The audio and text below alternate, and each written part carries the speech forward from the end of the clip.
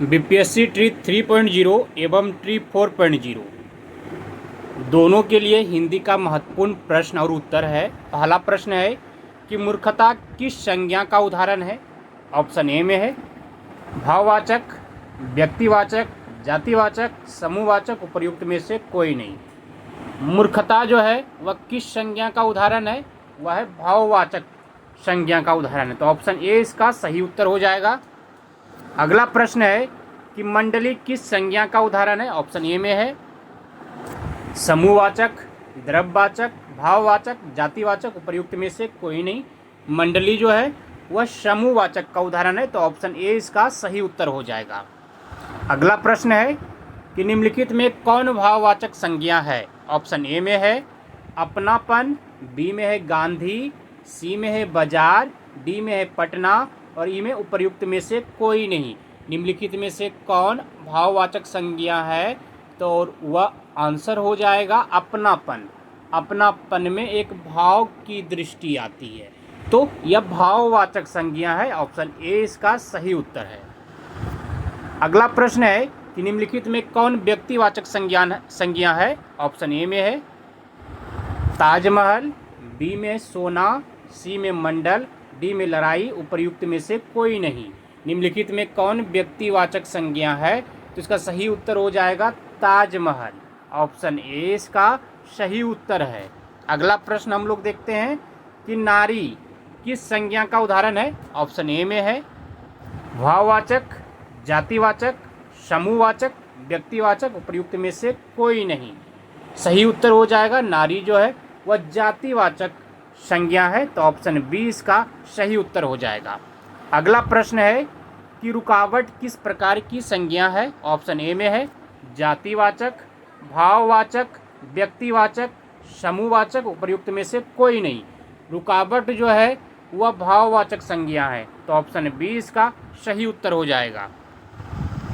अगला प्रश्न है कि निम्न में से कौन जातिवाचक संज्ञा है। ऑप्शन ए में है हिमालय, गंगा, राधा, तारा, उपर्युक्त में से कोई नहीं। निम्न में से कौन जातिवाचक संज्ञा है, तो सही उत्तर हो जाएगा तारा। ऑप्शन डी उत्तर सही है।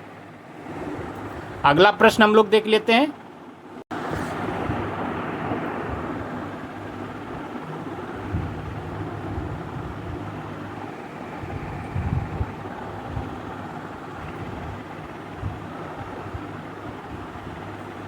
अगला प्रश्न है कि निम्न में से भाववाचक संज्ञा कौन सी है। ऑप्शन ए में है लड़की, सुंदरता, गंगा, गाय, उपर्युक्त में से कोई नहीं। निम्न में से भाववाचक संज्ञा कौन सी है, तो सही उत्तर हो जाएगा सुंदरता। सुंदरता जो है वह भाववाचक संज्ञा है। तो ऑप्शन बी इसका सही उत्तर हो जाएगा। अगला प्रश्न हम लोग देखते हैं कि उदार से भाववाचक संज्ञा क्या बनेगी। ऑप्शन ए में है उदर, उदारता, उदार या फिर उद्धार, उपर्युक्त में से कोई नहीं। तो सही उत्तर हो जाएगा उदार से भाववाचक संज्ञा जो बनेगी वह बनेगी उदारता। तो ऑप्शन बी इसका सही उत्तर है। अगला प्रश्न है कि कौन सा कथन सही नहीं है। ऑप्शन ए में है संज्ञा शब्द जो है लिंग वचन के अनुसार परिवर्तित होते हैं। ऑप्शन बी में संज्ञा शब्द अविकारी होते हैं। सी में संज्ञा के 5 भेद होते हैं और डी में कुछ संज्ञा शब्द आपस में परिवर्तित भी होते हैं और ई में प्रयुक्त में से कोई नहीं। तो सही उत्तर क्या हो जाएगा, इसमें कौन सा सही नहीं है। संज्ञा शब्द अविकारी होते हैं यह कथन सही नहीं है। बाकी कथन जो है तीनों वह सही है। तो प्रश्न के हिसाब से ऑप्शन बी इसका सही उत्तर हो जाएगा। अगला प्रश्न हम लोग देखते हैं कि मीठा से भाववाचक संज्ञा बनेगी। ऑप्शन ए में मिठाई बनेगी, मिट्ठू, मिठास या मिठा, उपर्युक्त में से कोई नहीं। मीठा से भाववाचक संज्ञा जो बनेगी वह मिठास बनेगी। तो ऑप्शन सी इसका सही उत्तर है। अगला प्रश्न है कि कोयल शब्द किस संज्ञा का उदाहरण है। ऑप्शन ए में है जातिवाचक, बी में समूहवाचक, सी में व्यक्तिवाचक, डी में द्रव्यवाचक, उपर्युक्त में से कोई नहीं। कोयल शब्द से किस संज्ञा का उदाहरण है। कोयल शब्द ऑप्शन आप सभी के सामने है। तो कोयल जो है वह जातिवाचक संज्ञा है। तो ऑप्शन ए इसका सही उत्तर है। अगला प्रश्न है कि मित्र से भाववाचक संज्ञा बनती है, क्या होगा? ऑप्शन ए में मैत्री, मैत्रेयी, मित्रता, मित्रनी। प्रयुक्त में से कोई नहीं। मित्र से भाववाचक संज्ञा बनती है, क्या होगा? तो वह मित्रता होगी। ऑप्शन सी इसका सही उत्तर होगा। अगला प्रश्न है कि निम्नलिखित में से कौन व्यक्तिवाचक संज्ञा है? ऑप्शन ए में शिक्षक, विद्यार्थी, महेंद्र, मंत्री। उपर्युक्त में से कोई नहीं। निम्नलिखित में से कौन व्यक्तिवाचक संज्ञा होगा? तो ऑप्शन सी जो है महेंद्र होगा। ऑप्शन सी इसका सही उत्तर है। अगला प्रश्न है कि घबराहट किस संज्ञा का उदाहरण है? घबराहट ऑप्शन ए में व्यक्तिवाचक, बी में द्रव्यवाचक, सी में समूहवाचक, डी में भाववाचक। उपर्युक्त में से कोई नहीं। घबराहट जो है वह किस संज्ञा का उदाहरण है? तो घबराहट जो है वह भाववाचक संज्ञा का उदाहरण है। तो ऑप्शन डी इसका सही उत्तर हो जाएगा। अगला प्रश्न है कि भूकंप किस प्रकार की संज्ञा है? ऑप्शन ए में जातिवाचक, भाववाचक, समूहवाचक। इनमें से कोई नहीं, या फिर एक से अधिक हो जाए। दोनों ऑप्शन एक ही हो गया, तो इस जगह आप लोग एक से अधिक कर लीजिए। भूकंप जो है वह जातिवाचक संज्ञा है, तो ऑप्शन ए इसका सही उत्तर है। अगला प्रश्न हम लोग देखते हैं कि निम्नलिखित में कौन द्रव्यवाचक संज्ञा है? ऑप्शन ए में है वर्षा, किताब, घर, पानी। उपर्युक्त में से कोई नहीं। तो सही उत्तर हो जाएगा कौन द्रव्यवाचक संज्ञा है? तो पानी जो है द्रव्यवाचक संज्ञा। तो ऑप्शन डी इसका सही उत्तर हो जाएगा। अगला प्रश्न है कि जातिवाचक संज्ञा नहीं है। ऑप्शन ए में पक्षी, पशु, आदमी, राम। उपर्युक्त में से कोई नहीं। जातिवाचक संज्ञा नहीं है, तो राम जो है वह जातिवाचक संज्ञा नहीं है। बाकी तीनों जातिवाचक संज्ञा। तो ऑप्शन डी इसका सही उत्तर हो जाएगा। अगला प्रश्न है कि विजयादशमी कौन सी संज्ञा है? ऑप्शन ए में है भाववाचक, समूहवाचक, जातिवाचक, व्यक्तिवाचक। उपर्युक्त में से कोई नहीं। विजयादशमी कौन सी संज्ञा है? तो इसका सही उत्तर हो जाएगा व्यक्तिवाचक। ऑप्शन डी इसका सही उत्तर है। अगला प्रश्न हम लोग देखते हैं कि वर्षा संज्ञा के किस भेद का शब्द है? वर्षा जो है संज्ञा के किस भेद का शब्द है? ऑप्शन ए में व्यक्तिवाचक, बी में द्रव्यवाचक, सी में जातिवाचक, डी में समूहवाचक। उपर्युक्त में से कोई नहीं। तो सही उत्तर हो जाएगा वर्षा जो है वह द्रव्यवाचक संज्ञा का है। तो ऑप्शन डी नहीं, ऑप्शन बी इसका सही उत्तर है। अगला प्रश्न हम लोग देख लेते हैं, निम्न में कौन एक पृथक संज्ञा का उदाहरण है? ऑप्शन ए में रामायण, बाइबिल, महाभारत, किताब। उपर्युक्त में से कोई नहीं। एक पृथक संज्ञा का उदाहरण है। ऑप्शन डी किताब हो जाएगा। अगला प्रश्न हम लोग देख लेते हैं, निम्न में से कौन एक पृथक संज्ञा निम्न में से कौन एक पृथक संज्ञा का उदाहरण है? ऑप्शन ए में है शराब, जल, शराबी, तेल। उपर्युक्त में से कोई नहीं। पृथक संज्ञा पूछ रहा है तो शराबी हो जाएगा। Option C. अगला प्रश्न हम लोग देख लेते हैं,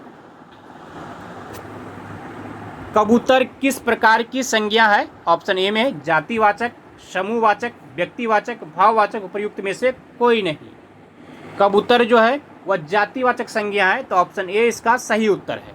अगला प्रश्न हम लोग देख लेते हैं कि बालपन किस संज्ञा का उदाहरण है? ऑप्शन ए में है जातिवाचक, व्यक्तिवाचक, भाववाचक, समूहवाचक। उपर्युक्त में से कोई नहीं। बालपन जो है वह किस संज्ञा का उदाहरण है? तो इसका सही उत्तर हो जाएगा भाववाचक संज्ञा का उदाहरण है। ऑप्शन सी इसका सही उत्तर हो जाएगा। अगला प्रश्न हम लोग देख लेते हैं, परिवार किस संज्ञा का उदाहरण है? ऑप्शन ए में है जातिवाचक, बी में व्यक्तिवाचक, सी में भाववाचक, डी में समूहवाचक। उपर्युक्त में से कोई नहीं। परिवार जो है वह समूहवाचक संज्ञा का उदाहरण है, तो ऑप्शन डी इसका सही उत्तर है। अगला प्रश्न है कि निम्नलिखित में से कौन भाववाचक संज्ञा नहीं है? ऑप्शन ए में है क्रोध, लोभ, वीरता, श्रृंखला। उपर्युक्त में से कोई नहीं। निम्नलिखित में से कौन भाववाचक संज्ञा नहीं है? तो इसका सही उत्तर हो जाएगा श्रृंखला। बाकी क्रोध, लोभ और वीरता ये तीनों भाववाचक संज्ञा है, तो ऑप्शन डी इसका सही उत्तर हो जाएगा। अगला प्रश्न हम लोग देखते हैं कि मोहन स्कूल जा रहा है। इस वाक्य में मोहन है। ऑप्शन ए में है जातिवाचक संज्ञा, बी में व्यक्तिवाचक संज्ञा, सी में समूहवाचक संज्ञा, डी में भाववाचक संज्ञा। उपर्युक्त में से कोई नहीं। मोहन स्कूल जा रहा है, इस वाक्य में मोहन है, तो क्या है? व्यक्तिवाचक संज्ञा है। तो ऑप्शन बी इसका सही उत्तर है।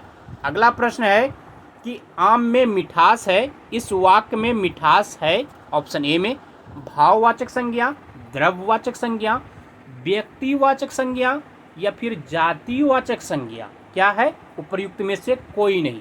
बताइए, आम में मिठास है, मिठास क्या है? तो इसका सही उत्तर हो जाएगा मिठास भाववाचक संज्ञा है। तो ऑप्शन ए इसका सही उत्तर हो जाएगा। अगला प्रश्न है कि मोर नाच रहा है, इस वाक्य में मोर है। ऑप्शन ए में है भाववाचक संज्ञा, व्यक्तिवाचक संज्ञा, द्रव्यवाचक संज्ञा, जातिवाचक संज्ञा। उपयुक्त में से कोई नहीं। मोर नाच रहा है, इस वाक्य में मोर है, तो क्या है? जातिवाचक संज्ञा। ऑप्शन डी इसका सही उत्तर है। अगला प्रश्न है कि वह अंगूर खा रहा है, इस वाक्य में अंगूर है। ऑप्शन ए में है भाववाचक संज्ञा, जातिवाचक संज्ञा, समूहवाचक संज्ञा, द्रव्यवाचक संज्ञा। उपर्युक्त में से कोई नहीं। वह अंगूर खा रहा है, इस वाक्य में अंगूर है, तो क्या हो जाएगा? समूहवाचक संज्ञा। ऑप्शन सी इसका सही उत्तर है।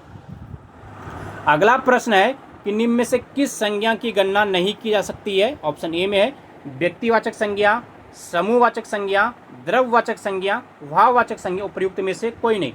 इसमें पूछ रहा है किस संज्ञा की गणना नहीं की जा सकती है, तो इसका सही उत्तर हो जाएगा भाववाचक संज्ञा। Option D. अगला प्रश्न देखते हैं कि सरल विशेषण से भाववाचक संज्ञा निर्मित शब्द है। ऑप्शन ए में सरला, सरलीय, सरलता, सरलाभ। उपर्युक्त में से कोई नहीं। तो सही उत्तर हो जाएगा सरल विशेषण से जो भाववाचक संज्ञा निर्मित शब्द है वह है सरलता। तो ऑप्शन सी इसका सही उत्तर हो जाएगा। धन्यवाद आप सभी को। जय हिंद। मिलते हैं अगले दिन फिर हिंदी से महत्वपूर्ण प्रश्न और उत्तर के साथ। वीडियो अच्छा लगे तो लाइक कर दीजिएगा।